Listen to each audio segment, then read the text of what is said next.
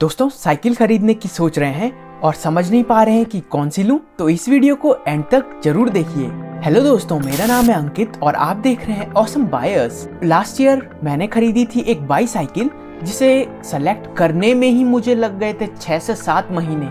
और आज इस वीडियो में मैं उन 6 से 7 महीनों में जो एक साइकिल के बारे में मैंने समझा वो आपके साथ शेयर करूंगा। तो चलिए शुरू करते हैं इस वीडियो को। तो दोस्तों, एक बाईसाइकिल कुछ बेसिक पार्ट से मिलके बनी होती है, जिसमें सबसे पहले आता है फ्रेम, फिर आते हैं हमारे टायर्स, फिर उनमें लगे होते हैं ब्रेक्स, फिर उसके बाद आता है हमारा ड्राइव ट्रेन जिसमें होता है चेन सेट, और ड्राइव ट्रेन में ही पूरा फ्रंट डिरेलर रियर डिरेलर दोनों ही होते हैं। फिर उसके बाद आता है हैंडल बार जिसमें होते हैं शिफ्टर्स, साथ में ब्रेक लीवर्स भी लगे होते हैं। उसके बाद एक और पार्ट आता है, वो है फॉर्क या फिर सस्पेंशन फॉर्क, जो हमारे बाईसाइकिल के फ्रेम को फ्रंट टायर से कनेक्ट करता है।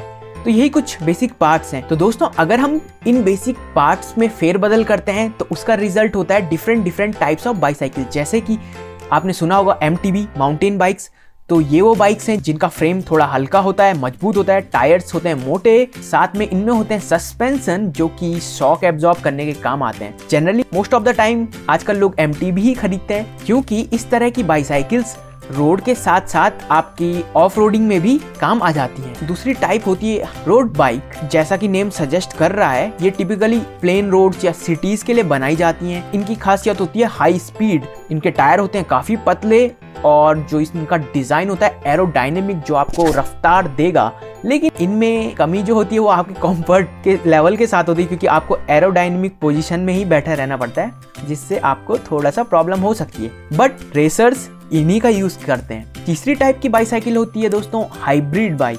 तो हाइब्रिड बाईसाइकिल कुछ MTB के भी फीचर्स लेके आती है, साथ में रोड साइकिल के भी फीचर्स लेके आती है। सभी पार्ट्स होते हैं, बट आपको जो इसका फ्रेम होगा वो कुछ हद तक रोड बाईसाइकिल की तरह नजर आएगा। साथ में इसके सस्पेंशन उतने तगड़े नहीं होंगे।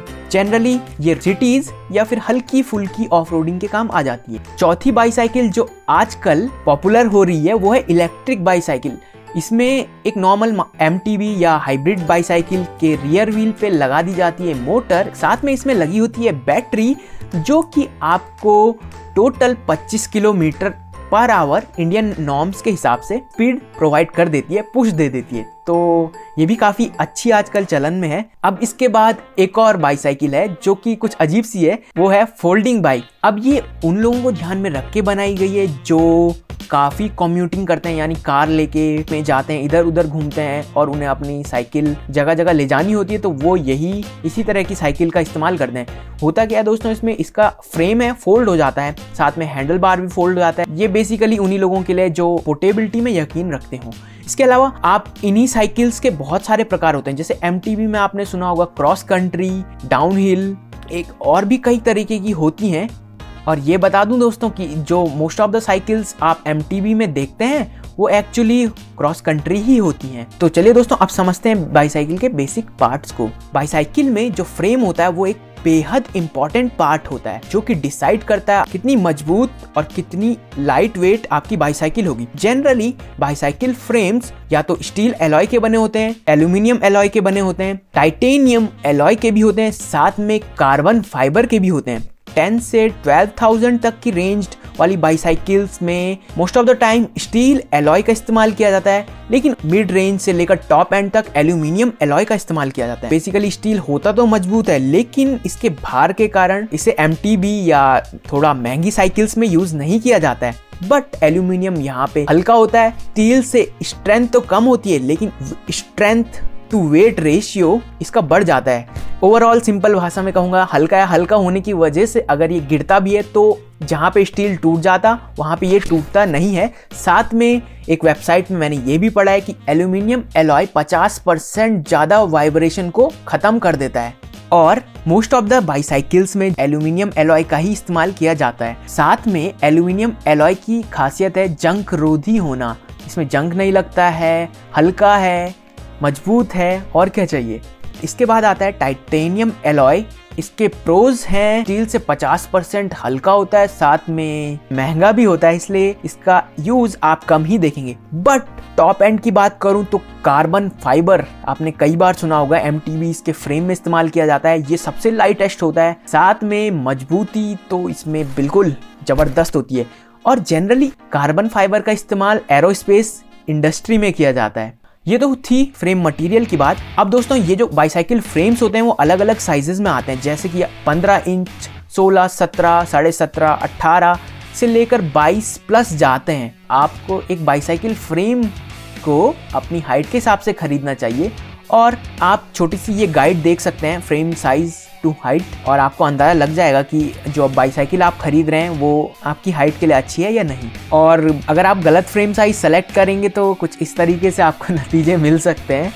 हालांकि मेरी इस स्ट्रावारो में सीट नीचे नहीं जाती है, अगर सीट नीचे जाती तो ये प्रॉब्लम नहीं होती। अब अगला कंपोनेंट जो हमारा है वो है टायर्स। टायर्स भी काफ़ी प्रकार के मार्केट में आते हैं, बट मेनली आप सुनेंगे ट्यूबलेस या फिर ट्यूब वाले टायर हैं जिनमें ट्यूब डलती है। ट्यूबलेस टायर का हिसाब ये है दोस्तों, इसमें सिर्फ आपका टायर नहीं, आपके बाईसाइकिल का रिम भी ट्यूबलेस रेडी होना चाहिए। जैसे कि बहुत सारी बाईसाइकिल कंपनीज शो करती हैं कि हमारा टायर है ट्यूबलेस रेडी। उसका सिंपल मतलब ये होता है कि रिम जो है उस रिम पे ट्यूबलेस टायर लगाया जा सकता है। जब भी वो बाईसाइकिल फैक्ट्री से आती है उसमें ट्यूब वाला ही टायर होता है, बिल्कुल मेरी फायरफॉक्स स्ट्रावारो की तरह। और अगर आप उसे ट्यूबलेस में अपग्रेड करना है तो आपको अलग से टायर खरीदना होगा, और उस ट्यूबलेस टायर सिस्टम में आपको सीलेंट का भी इस्तेमाल करना होता है, जो कि पंचर आने पे उन्हें सील कर देता है। तो ओवरऑल ट्यूबलेस टायर ट्यूब वाले से हल्का होता है,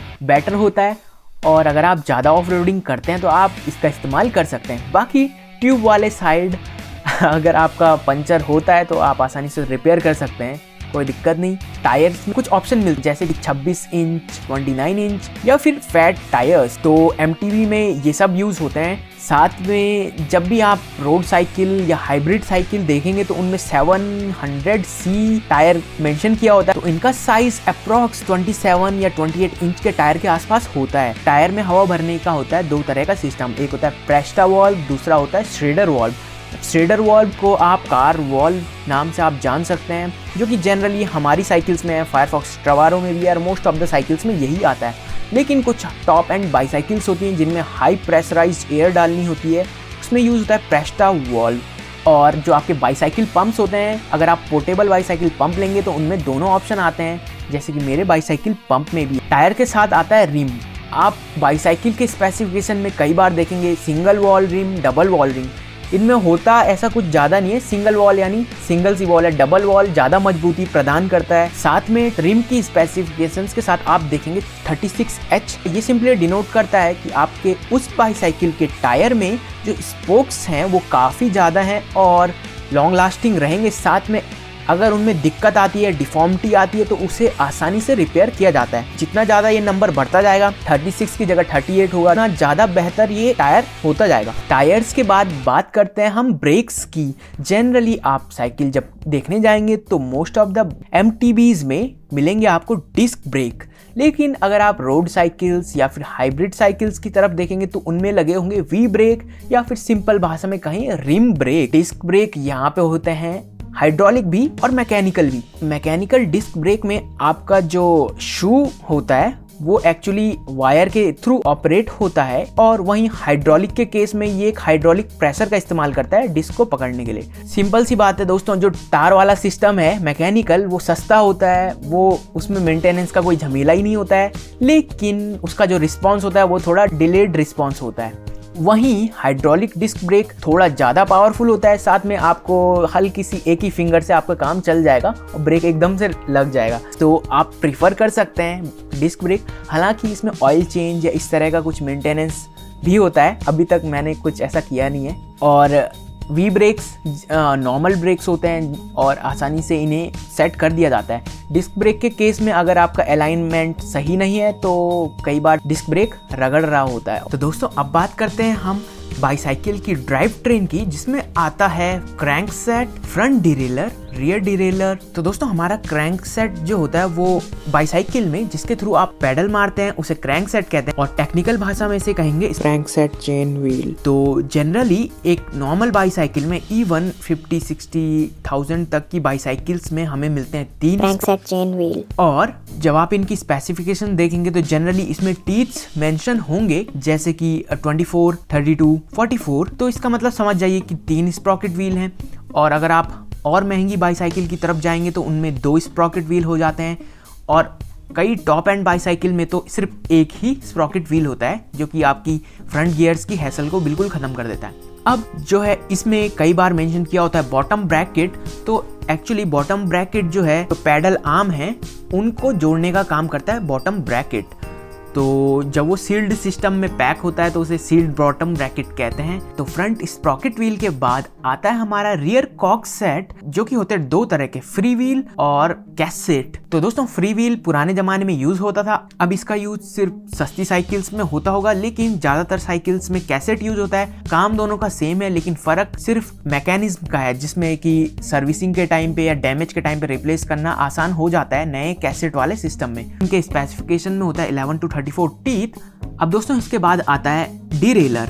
तो डिरेलर में होता है front derailleur and rear derailleur जिसकी वजह से आपके गियर्स चेंज होते हैं या सिंपल भाषा में आपकी चेन चढ़ती है या उतरती है।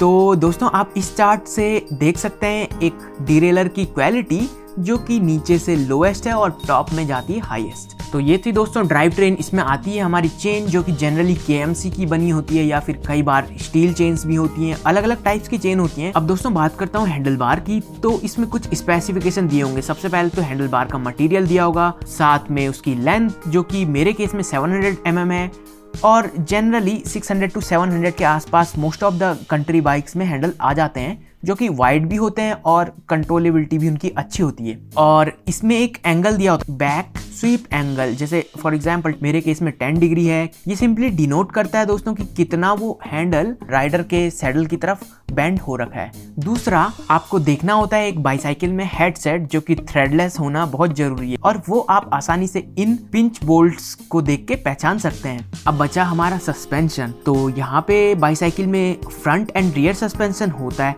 लेकिन मैं सिंपल बात करूंगा फ्रंट सस्पेंशन की, क्योंकि रियर सस्पेंशन वाली अगर आपको सस्ती बाईसाइकिल मिल रही है तो वो उतनी अच्छी नहीं होगी क्योंकि रियर सस्पेंशन वाली बाईसाइकिल्स काफ़ी महंगी होती हैं। मैक्सिमम टाइम ये लगभग 90,000 से ऊपर की होती हैं और एक्सपर्ट राइडर्स जो कि हैवी ट्रेल्स राइड करते हैं उन्हीं की रिक्वायरमेंट होती है। तो फ्रंट सस्पेंशन भी दोस्तों वैसे होता तो कई टाइप का है लेकिन most of the cases Indian market में आपको मिलेगा एक हाइड्रोलिक लॉकआउट वाला सस्पेंशन जिसमें एक लीवर दिया होता है। इसकी मदद से आप आसानी से अपने सस्पेंशन को लॉक कर सकते हैं। कई बाईसाइकिल्स में एयर सस्पेंशन भी होता है। उसका चक्कर ये है कि आपके जो रिबाउंड एडजस्टमेंट वाले साइड है वहाँ एयर प्रेशर के थ्रू आपका सस्पेंशन ऑपरेट करता है। और साथ में कई बाईसाइकिल्स में रिमोट लॉकआउट एक चीज मेंशन की होती है। इसका मतलब ये होता है दोस्त जैसे कि मेरी फायरफॉक्स स्ट्रावारो में मुझे हाथ से ही अपने सस्पेंशन को लॉक करना होता है, वहीं रिमोट लॉकआउट के केस में आपको एक लीवर डायरेक्ट हैंडल बार पे दे दिया जाता है जिसको घुमाते ही आपका जो सस्पेंशन है वो आसानी से लॉक हो जाता है। तो दोस्तों यही कुछ बेसिक चीजें थी जो मैंने समझी एक बाईसाइकिल के बारे में।